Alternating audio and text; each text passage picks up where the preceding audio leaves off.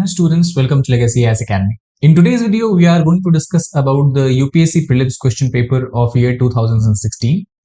We are going to discuss the geography question that was asked in this particular year. What is the correct answer for each of the questions, the explanation behind that, and also at the same time, we'll try to analyze the trend or the pattern of question that UPSC has been continuously asking even till now. So first question is again related to the geography of India, where you have to match between the famous place situated in India with the region, in which particular region of India these areas or these places are located in. So if you take a look at the first is Bodh Gaya in Baghelkhand, that is absolutely incorrect state, because if you take a look at this map of India, we can see Baghelkhand plateau is situated somewhere in the region of Madhya Pradesh and Chhattisgarh. On the other hand, if you talk about the Bodh Gaya is situated in Gaya, which is part of Bihar. That means it is situated somewhere in this particular northern region. The second option is Khajuraho, that is part of Bundelkhand. That is a correct statement, because Khajuraho is a very well-known temple that was built somewhere in the 11th century in the Madhya Pradesh region, and it is here somewhere in the Bundelkhand plateau. Bundelkhand is one of very important plateau in India, because it spans across two states, Madhya Pradesh and Uttar Pradesh. Third is again a very famous pilgrimage place, Shirdi temple, known for Sai Baba temple. So Shirdi in Vidarbha, that is also incorrect statement, because if you take a look at the Shirdi, it is situated somewhere in the Deccan plateau. Then after that, fourth we have is Nasik in the Malwa plateau. That is incorrect, because Nasik is situated in Maharashtra and Malwa plateau is situated in the state of Madhya Pradesh. Thus, Nasik is also part of Deccan plateau. It is not part of the Malwa plateau. And last is Tirupati in the Rayalaseema region. So if you take a look at the map of Andhra Pradesh and Telangana, this is on the northern side we have Telangana, then we have the coastal Andhra, and then the south side of this coastal Andhra, or southeastern western side of coastal Andhra, is what we can call as the region of Rayalaseema. And actually, if you take a look at the Tirupati temple in the Tirumala hills is situated in the Rayalaseema region actually. So the correct answer here will be 1, 2 and 5 only, Khajuraho in Bundelkhand and Tirupati in Rayalaseema.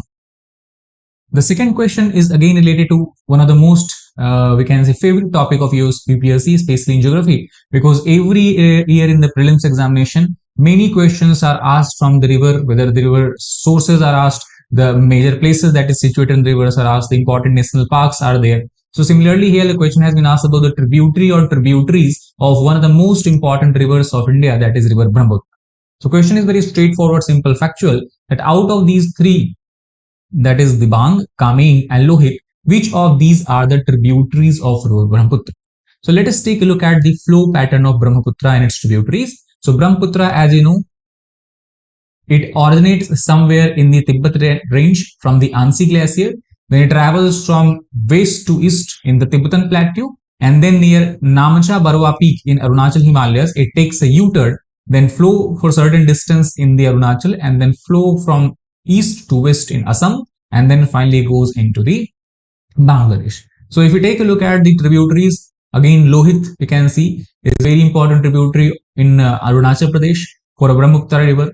Then also we have Kameng, as you can see. Kameng originates from nearby Lhasa region in Tibet and flows from north to south and joins Brahmaputra just slightly to the east of Guwahati in the state of Assam. So obviously Lohit and Kameng, these two are tributaries. Apart from that, Dihang river, we talk about Dibang river. Dibang is also tributary. It also joins, as you can see from here, Brahmaputra river in the Arunachal Pradesh. So Dibang, Lohit, Kameng. Apart from that, Manas, Jal, Haka.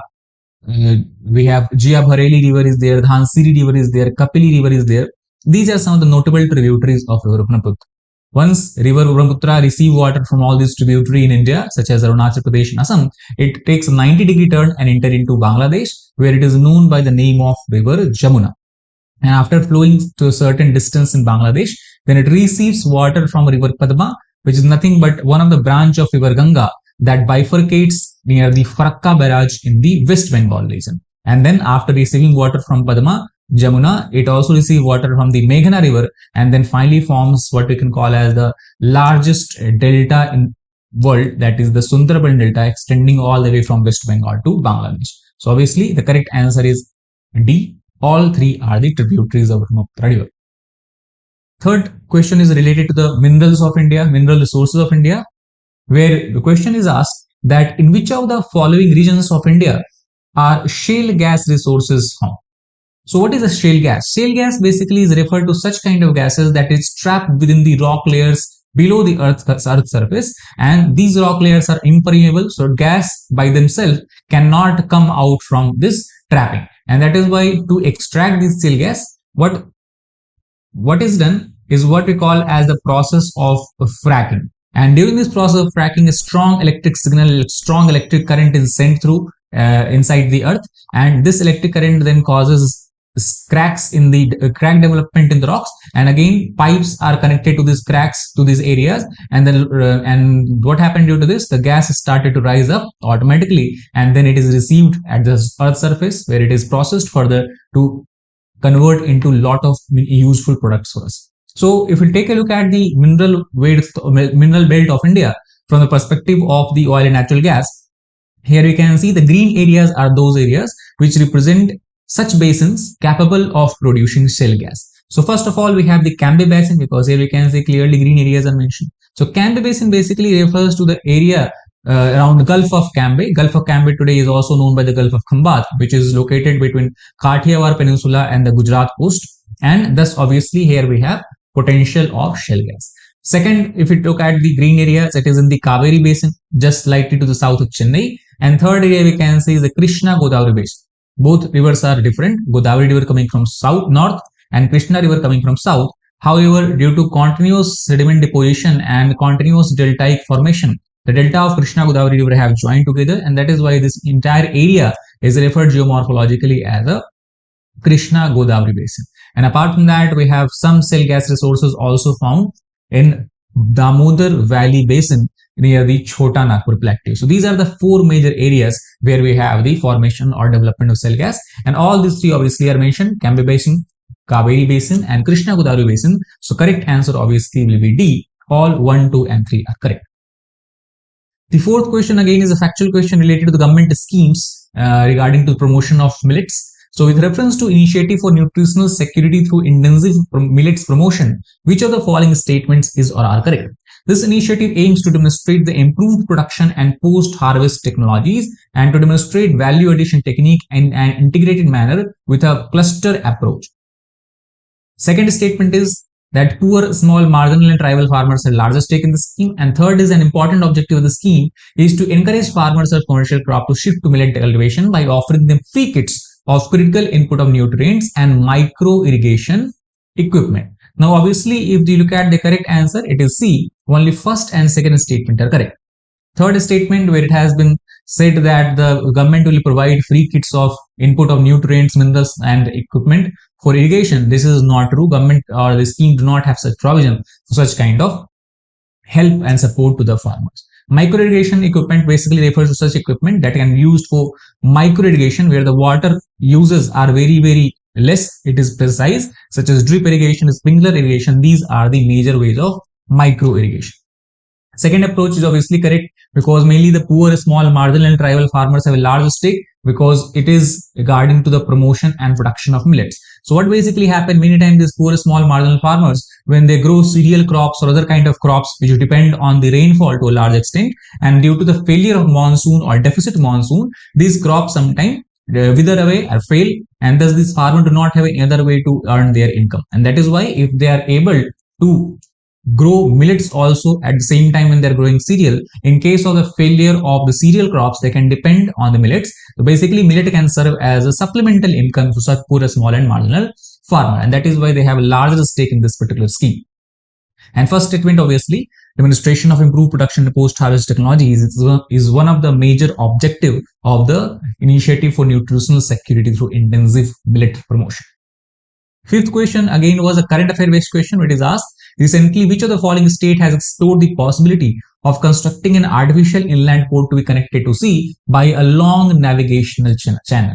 So the correct answer here is D, that is Rajasthan. Actually this project was the brainchild of Nitin Gadkari, and he's planned to basically connect several rivers such as Javai River, Luni River and Kori Creek and then it can be connected to the run of Kutch region, and again by this connectivity all the way the connectivity will go to Sanchor region in Rajasthan. So it was overall 590 kilometers of long inland waterway that would have allowed alternative transportation facilities and allow the Rajasthan to access the Gulf region, the Gulf of Cambay region, also Arabian Sea region.